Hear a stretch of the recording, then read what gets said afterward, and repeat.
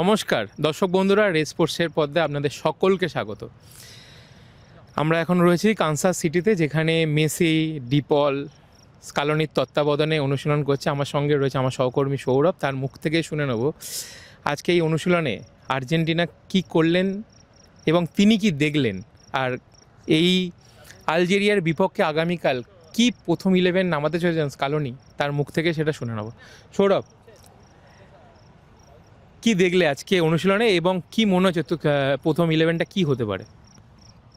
দেখলাম বলতে ওই মিডিয়ার জন্য বরাবর যেটা আমি বলে থাকি, প্রথম 15 মিনিট সেটাই দেখলাম।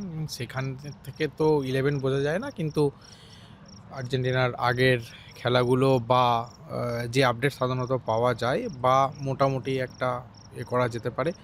প্রথম 11 বলে নয়, আর্জেন্টিনার প্র্যাকটিস, হ্যাঁ, যেটা প্রথমেই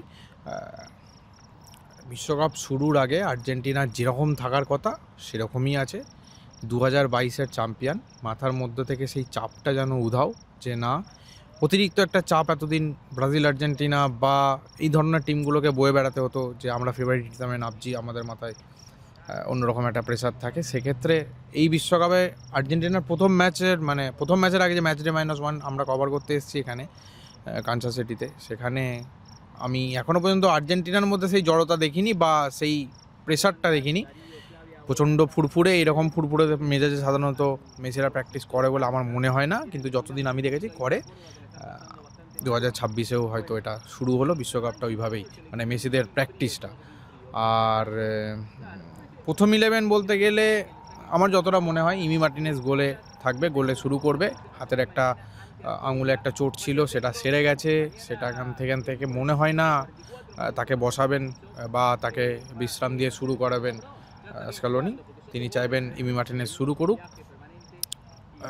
দুই উইংয়ে মলিনা এবং টাকেলাফিকোকে দিয়ে তিনি শুরু করতে পারেন। নিকোলাস টাকেলাফিকো সেন্ট্রাল ডিফেন্ডার যারা, তারা ওটামেন্ডি প্রেস কনফারেন্সে এসেছিলেন, সেক্ষেত্রে বলা যেতে পারে ওটামেন্ডি শুরু করতে পারে এবং লিসান্দ্রো মার্টিনেজ শুরু করতে পারে। এবং মিডফিল্ডটা আর্জেন্টিনা সবথেকে এই বছর বিশ্বকাপের জন্য মানে বলা হয় সবথেকে পারফেক্ট মিডফিল্ড অন্যান্য টিমের মধ্যে থেকে।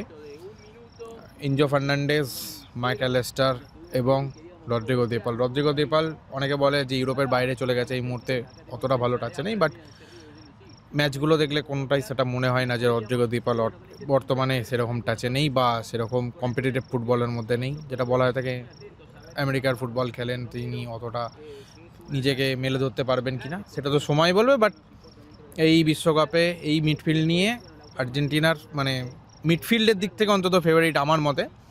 আর সামনে মেসিকে যদি বিশ্রাম দেয় তাহলে দুই striker, pure number 9 Julian Alvarez এবং লাউটারো মার্টিনেজ এবং থিয়াগো আলমেদা, এই ত্রয়িস হতে পারে। এর মধ্যে হয়তো লিওনেল মেসিকে যদি শুরু করেন সেক্ষেত্রে হয়তো বা লাউটারো মার্টিনেজ বসতে পারেন। এটাই আপাতত ফার্স্ট 11 আমার মনে হচ্ছে। এটাই যা। আরও একটা কথা তোমায় জিজ্ঞেস করবো, যে এই বিশ্ব চ্যাম্পিয়ন বলেই কি এই বজ্র আটুনি, পুলিশ দিয়ে চারদিক ঘেরা? সেটা তো হবেই ভাই, তুমি বিশ্ব চ্যাম্পিয়নদের ডেরাতে এসছো, বিশ্ব চ্যাম্পিয়নদের যে মাঠে তারা প্র্যাকটিস করবে সেখানে এসছো। 6টা কেন 7টা কেন, আমার জায়গায় আমি যদি বলি 25-30টা সিকিউরিটি গার্ডও যদি আমাকে চেক করতো, আমার মধ্যে কোনো বিরক্তি কাজ করতো না। আমি জানি না কার মধ্যে করেছে, অনেকের মধ্যে করছে, অনেকে তারা মানে বিরক্তির স্বরে বলছে যে এইভাবে হয় নাকি ওইভাবে হয় নাকি। হ্যাঁ ভাই, এভাবেই হয়। বিশ্ব চ্যাম্পিয়নের ডেরাই এসছো, এটা মানে মামুলি তোমার ওই পাড়ার খেলা নয় বা পাড়ার 10 লাখ টাকা, 5 লাখ টাকা, 2 টাকা 4 টাকা টুর্নামেন্ট নয়, এটা ওয়ার্ল্ড কাপ। এবং এখানে যারা প্র্যাকটিস করছে তারা আর্জেন্টিনা টিমটার নাম, সেখানে লিওনেল মেসি থাকে। ভাই এটা বুঝতে হবে, এটা মাথায় নিয়ে কথা বলতে হবে।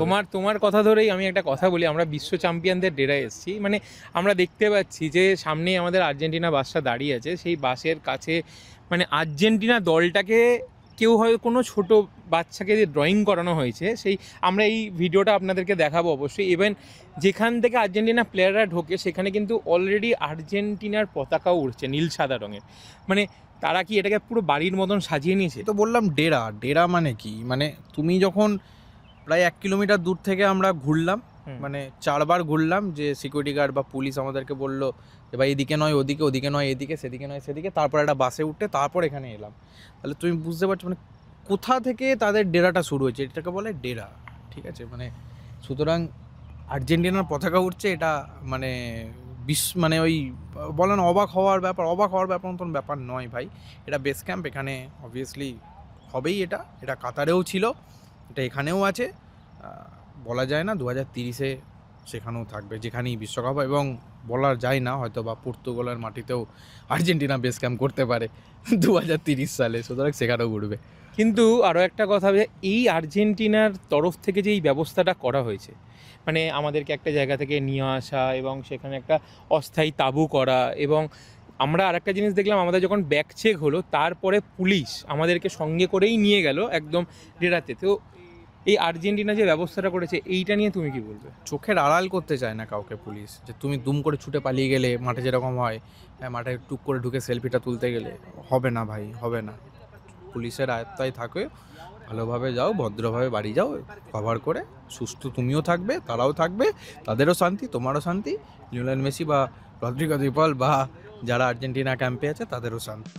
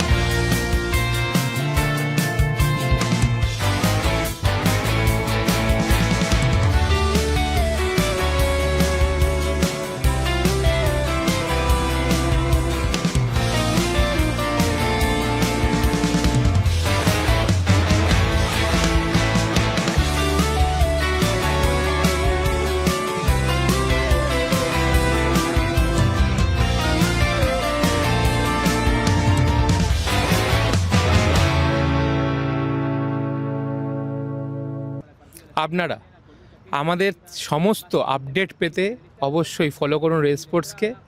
কানসাস সিটি থেকে